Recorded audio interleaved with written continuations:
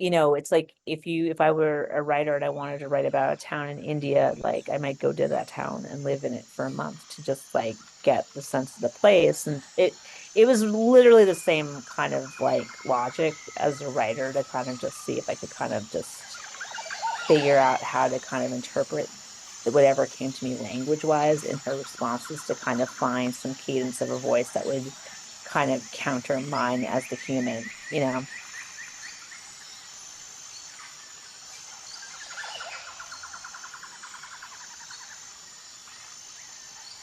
Hi, my name is Juliana Roth, and this is Conversations with Animals. All right, great. Hi, Kat. It's good to have you here. I know I was saying to you earlier, I was excited to record from home today so I could have my dog here with your dog.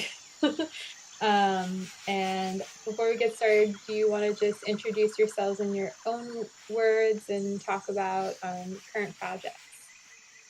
Sure. My name is Cat Tyc, and I am a interdisciplinary writer. And basically that's just a way for me to kind of say that I write, but it kind of comes out however I want it to. Um, and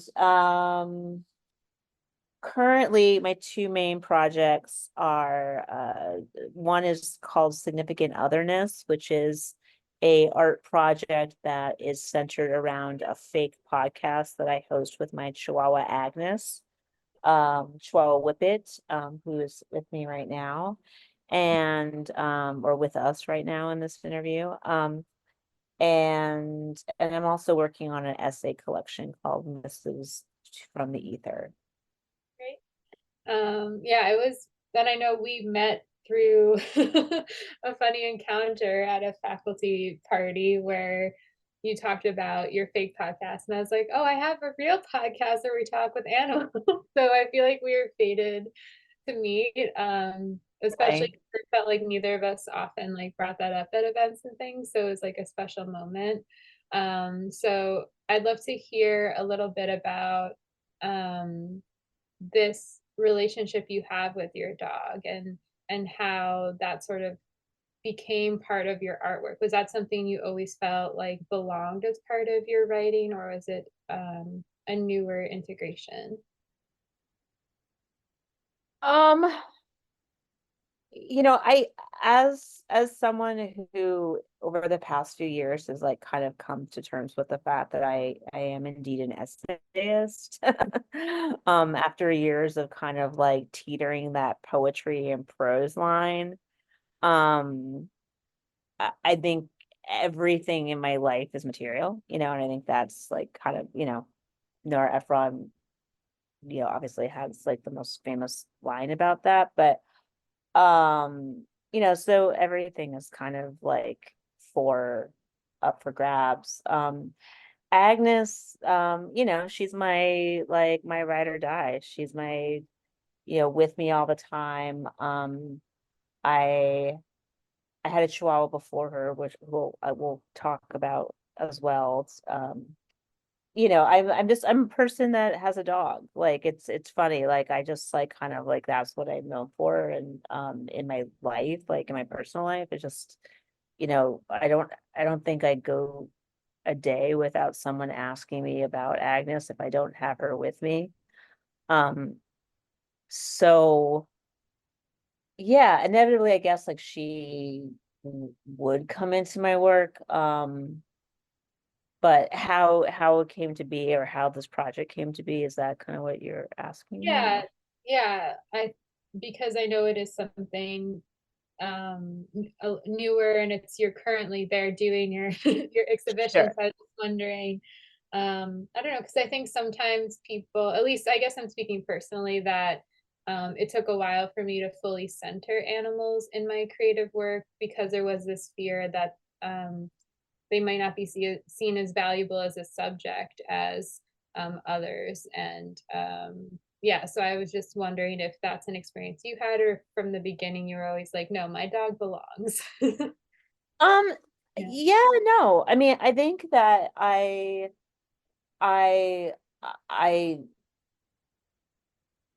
it's interesting in my work. Yeah, I mean, I've always felt animals are really important to me, and I talk about having a dog, or like it's just like kind of like the dailiness of having a dog. And then I mean, but and then it's interesting, in some ways this project was a way to kind of confront exactly what you're talking about, um that kind of feeling that it wasn't as relevant as, say, other kinds of relationships. But I'm getting ahead of myself a little bit. So how this project came to be, started out in a conversation I was having with my friend Kayla. It was during the quarantine, and we were checking in as friends were doing, just to kind of make sure that we were not going insane. And I was telling her about, so I live in Hudson, New York, and I live right in town, and my apartment overlooks this sweet little park in the middle of town, where the majority of people bring their dogs to walk. And we were cooped up, and pretty much, you know, she had gotten into the habit of barking at the dogs all the time, because in some ways I think that Agnes sort of perceives this park as our yard, and that's her territory. And it was getting a little out of hand, mostly just because I also never left the house. So it was just like, and there was a dog coming all the time. So I had started working with a dog trainer on Zoom, and to kind of see if we could figure out how to curb this behavior. And I was telling Kayla about this, and I mean, and this is very, it's so quarantine now thinking about it. And I was really proud because the trainer like had um made a comment that she felt like we had really good communication, that we really understood each other, that she was like observing us, and I was like kind of like talking about my perceptions of her behavior and how she reacted to me, and and how for the most part, like, our dynamic was good, and like, she wasn't, I could kind of manage her behaviors. But this one barking at the darks in the park thing, like, kind of just felt gotten a little out of hand. Yeah, but she was just like, just seeing you two and seeing how she observes you, it just seems like you have a really good communication between the two of you, like strong relationship. And I was like, oh my God, as I'm telling my friend, she's just like, oh, it's so cute. You guys are like in couples therapy. And it was like this little, like, her kind of humor. It was a little like, a little cynical, but like whatever. I was like, I don't care.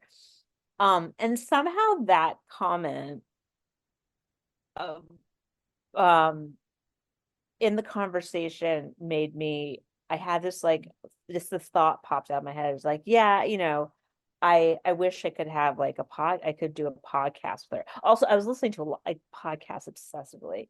So so it just kind of came out, and she's like, oh, that would be funny. Like, that would be like a really funny show. Like, I would love to hear that. And then so it just kind of stuck, and it was so weird and so dumb that, like, I kind of think that would be a great idea. Um, and with the obvious caveat that we couldn't do that for real. But I like, that's kind of like where the concept was born. Yeah. I, Um, I love that it came out of this I don't know, this moment of humor in a sense, and then you're like, wait, but what would that be like? And so many people have conversations with their pets. I mean, that I think that's a similar phenomenon, right? Of like, I don't know, we're always interpreting their behavior, and sometimes I think we are interpreting at least close to maybe what they're trying to say. But I sure. really, yeah. So how are you approaching creating this exhibition, and like demonstrating that, like, maybe impossibility, but like the desire for it at the same time? Yeah. Well, then yeah, then it was like, how are we gonna do this? So, and I have done like a smaller iteration. That was like the first show that I did up in Hudson was kind of was really like it, and it's it was an interesting process, because usually I kind of like plan things out way way thought out, and then kind of like produce, kind of think it out and then kind of work backwards. And this was a project that really has challenged me because I realized that I, or maybe it was like kind of just based on the kind of just like the weirdness of the concept, and also just kind of like readily available resources. It had to be kind of like a project that I kind of had to just jump into and just like kind of start doing to kind of figure out what it was going to be, and even like what it was going to be about, like it's like there's like kind of like one level of like, okay, like that's a cool weird project, but why? And kind of going back to your earlier point about is this even a valid thing to talk about? I think at the time, like I mean, I think at the time I was thinking about a lot of things. The Roe versus Wade news about the leak, about how that was kind of being discussed as being overturned, had just come out. And it was also just kind of like in my life, like a lot of questions about kind of motherhood, and I had a lot of pregnant friends around me, and who all have dogs, by the way, but but it's different, especially kind of living upstate now. Coming from the city, like kind of like the amount of friends I had that didn't have kids and were very career oriented, and then here, like I was just really aware of the fact that I was so surrounded by a lot of people that had children, because people move from the city, move upstate to have babies typically. That's kind of like, not to overly generalize, but that is kind of like the most popular narrative. And I was just like, I'm just like me living my life with my dog, and it's great. And but there was a little bit of a feeling of like one of us doesn't is like isn't like everybody else. And I was kind of interested in kind of like addressing that, and it felt like, and it's since that, like, whole, the whole question of like kind of like abortion and kind of women's right to kind of choose, like, has been brought back into the conversation nationally. It felt like kind of an interesting time to kind of think about how those two things intersect. So that was really pressing on my mind at the time. And um and I wanted to do something kind of cute and weird about it. To also just like, also just like kind of confront how upsetting it all has been and is. So it was a little bit of both. And the first stage of the process was I decided to interview Agnes through an animal communicator to well, to be honest, because it felt like the only way I could truly collaborate with her. Like, and I just, and we'll talk more about this, but I just got home from a residency where I've been working on like the next iteration of this project, and I was talking about that choice with a curator, and they were like, oh, like, like, is it transcripts? Like, they're like, what is, communicator, that whole thing.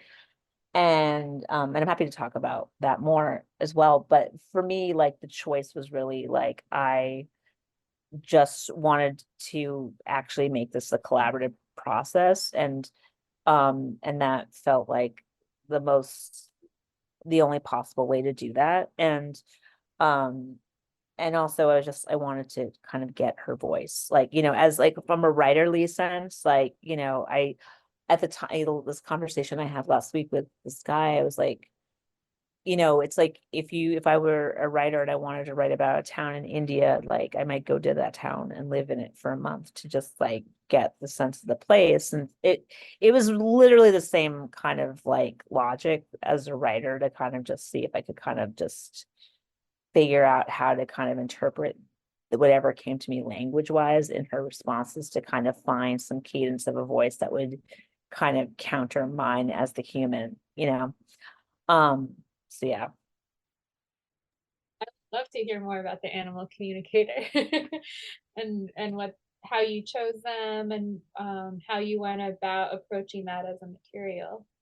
Sure. Okay. So, this is an animal communicator that I'd worked with before. Actually, she's relatively well known. Her name is Dawn Allen.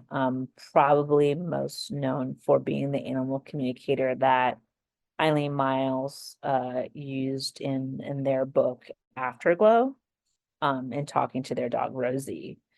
And I got connected to Dawn after my last Chihuahua, Thurston, passed away.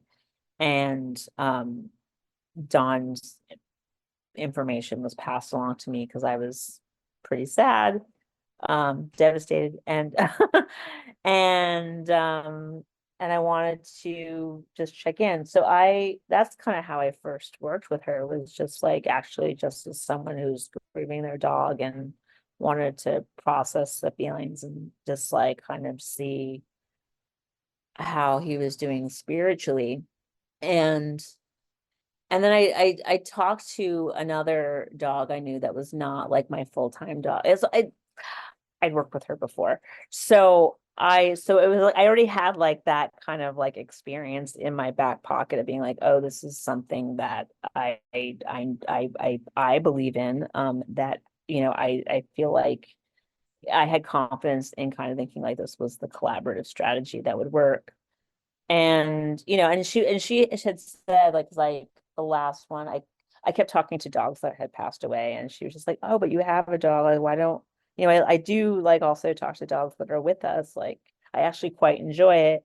And so she had kind of like left that like and be like, oh, I don't I feel like we're good, like, but then like this kind of came up and I was like, oh, Dawn had even said like I actually enjoy, like, it's different, talking to a dog that's with us, it's a different kind of um the emotional dynamic when for her when she's talking to a dog that's passed away or a dog that's lost. That's like another thing that she does, is that, if someone's like missing a dog, they're trying to kind of find out like, oh, are you in a field or whatever, so, or in a car or whatever, so she's like that emotionally for her is a lot, it's a lot heavier, and she's just like, oh, I actually prefer that. So I kind of remembered that, and it was just like kind of that felt like worth an option, worth a thing to try.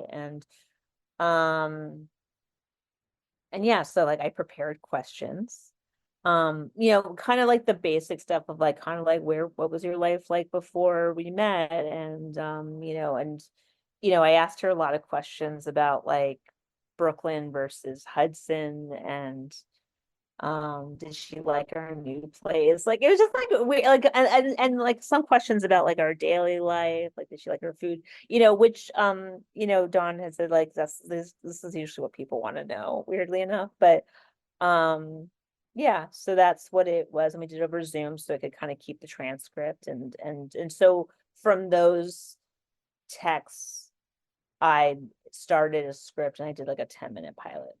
um and I only did 2 interviews, basically because the second one, Agnes said, you already know enough.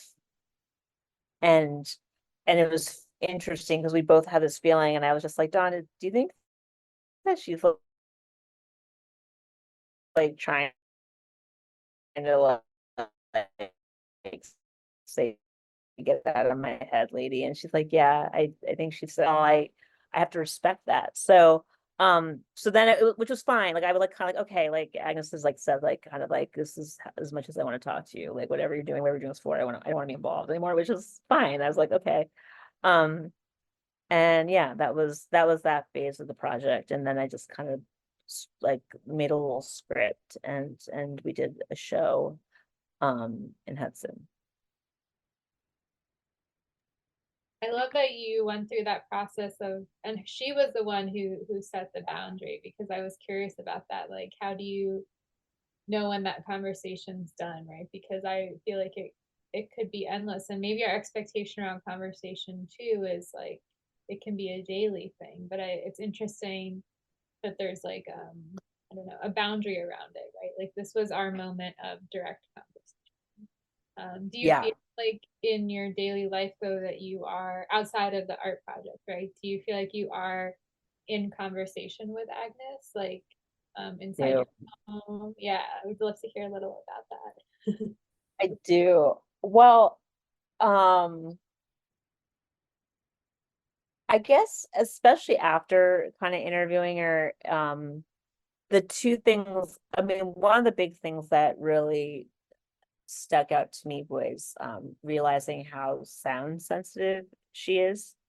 Um, and it was something that I had noticed for a while. Like I had this chihuahua before who um I used to take with me everywhere. Like he was like I was like that lady with a dog in her bag all the time. And I lived in New York. I went to a ton of readings. I have a lot of friends that are musicians. I At that time in my life I was like out seeing music almost every night. And I always had my dog. And there were places I went to regularly like that people just knew Thurston, they knew he was with me. And he would like stick his head out of the bag and just like his ears would twink, and he just loved it, you know.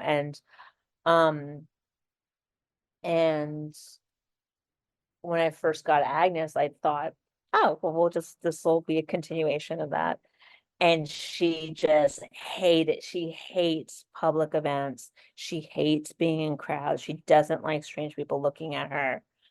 um she hates like when people like applaud at readings or at shows. She just like she starts going crazy and barking. She doesn't like it. And that became really clear really fast. And so it's just like, oh, like this dog I can't take out in the same way that I bopped around town with Thurston.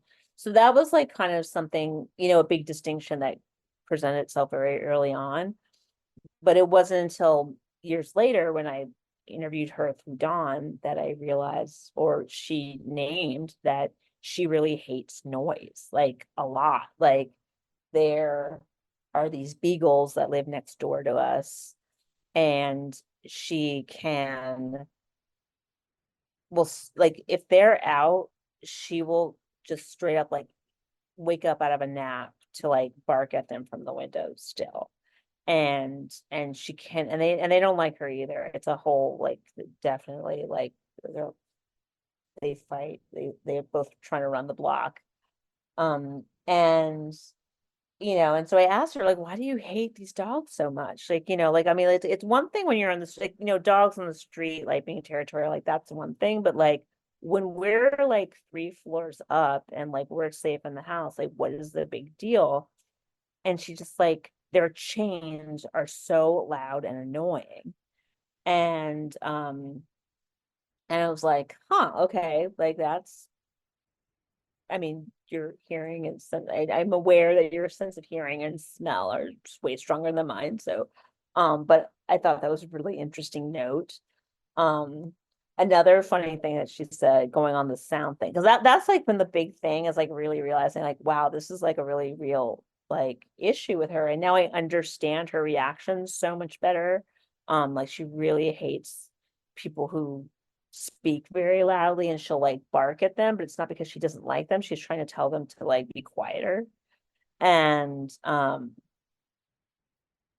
she told me that the thing that she likes about me the best is that I'm pretty quiet.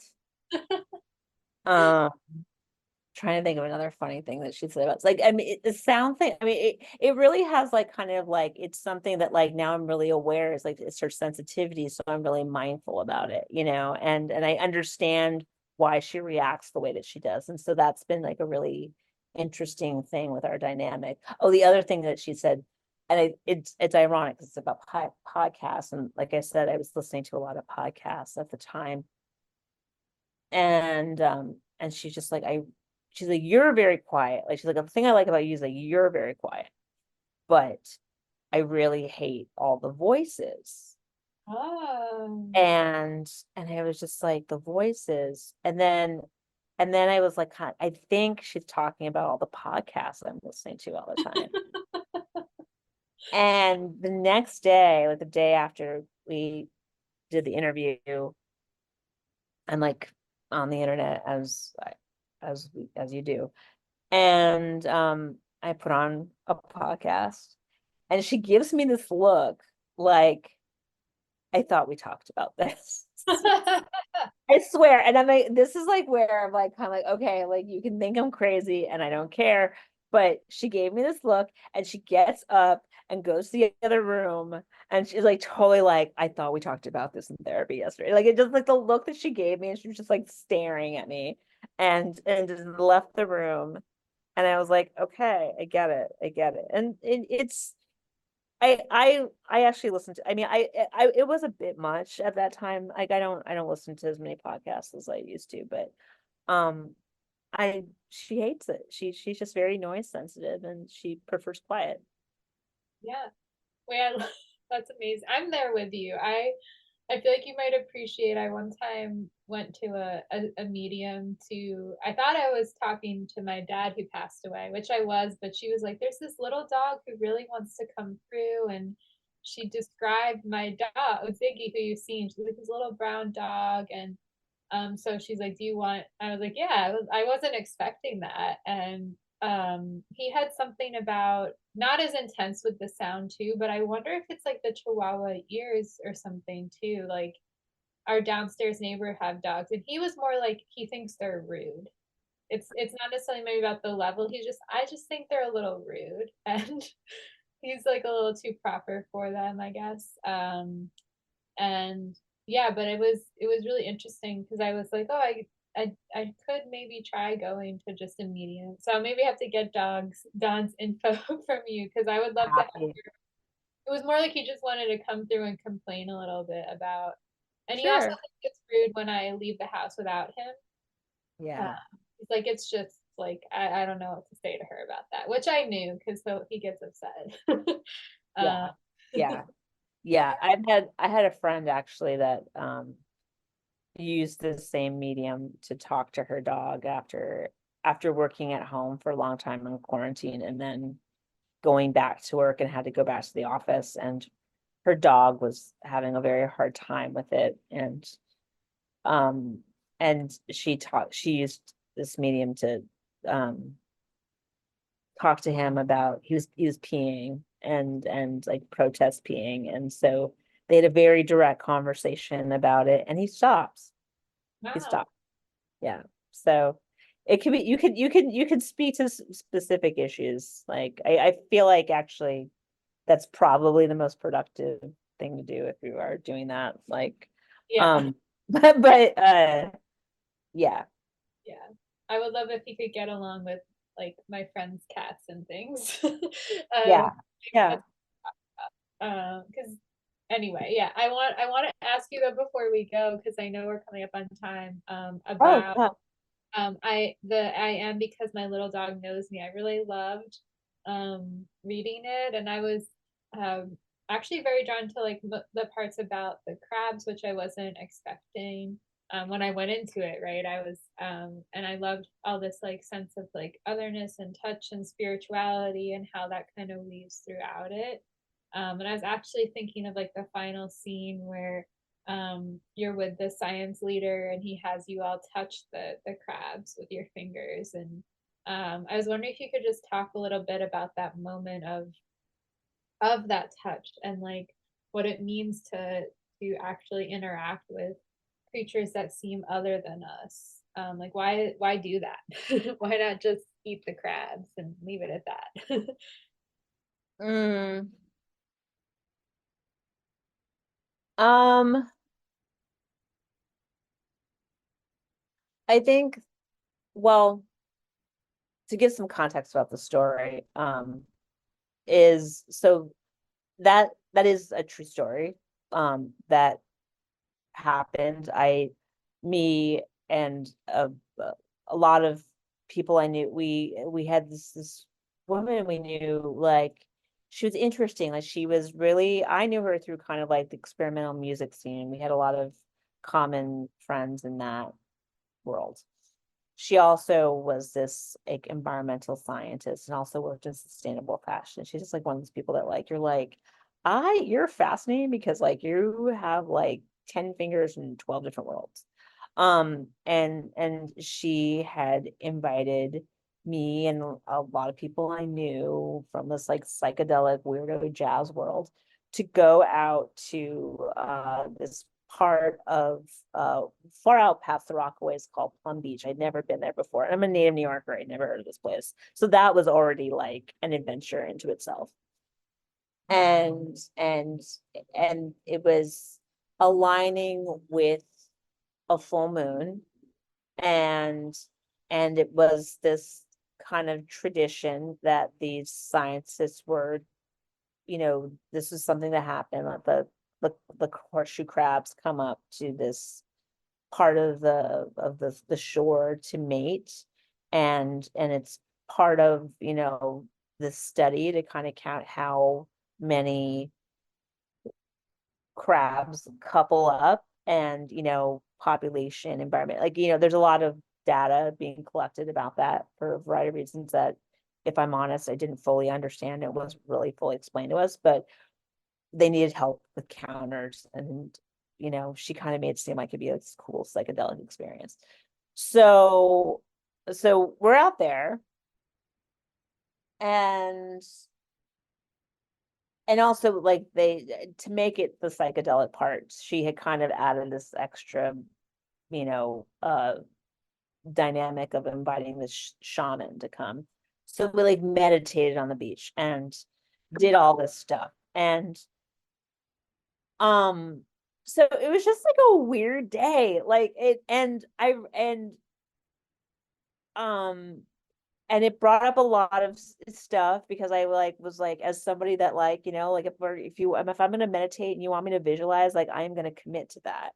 And also like I'm in a gathering with a lot of people, and I'm observing how everyone is taking in this experience, and we're, in this like beautiful environment, and we're doing this really weird thing. Everything about it was just so weird and othering, but also like I wasn't like, as we're always dealing with our stuff, and so it's like kind of like being in a really othering experience while you're working on whatever is currently making you feel like another.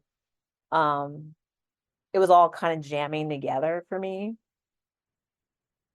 And but it was so beautiful too, like, and so like I think, what I remember coming home after that night, and I was like, I have to just like write everything down before I forget it. Like it was like one of those rare times where like life gives you the material where you're like, I don't even have to make it up.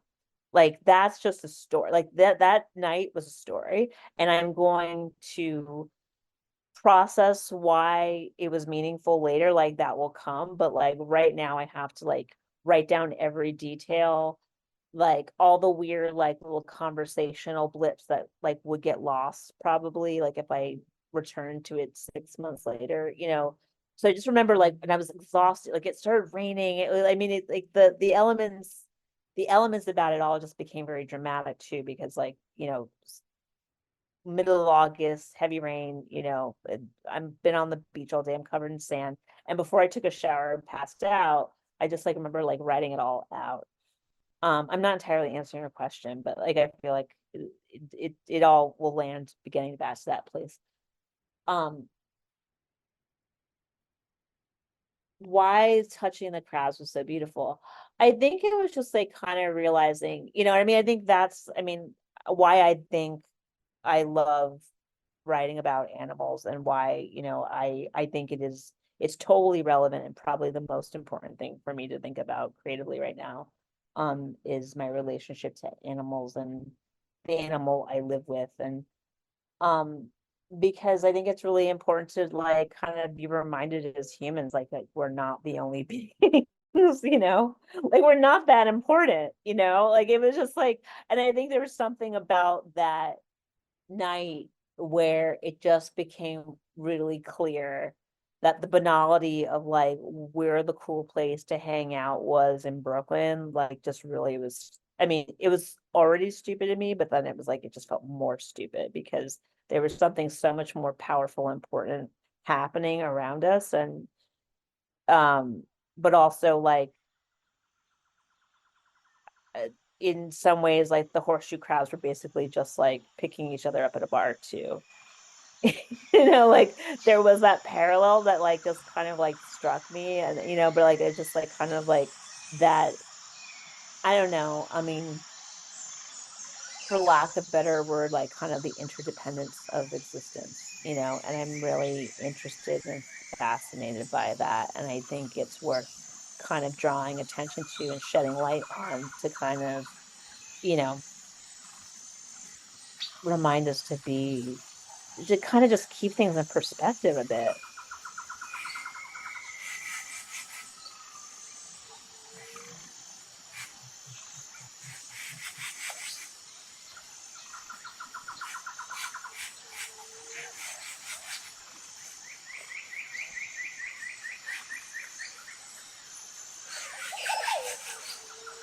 Thank you so much for listening.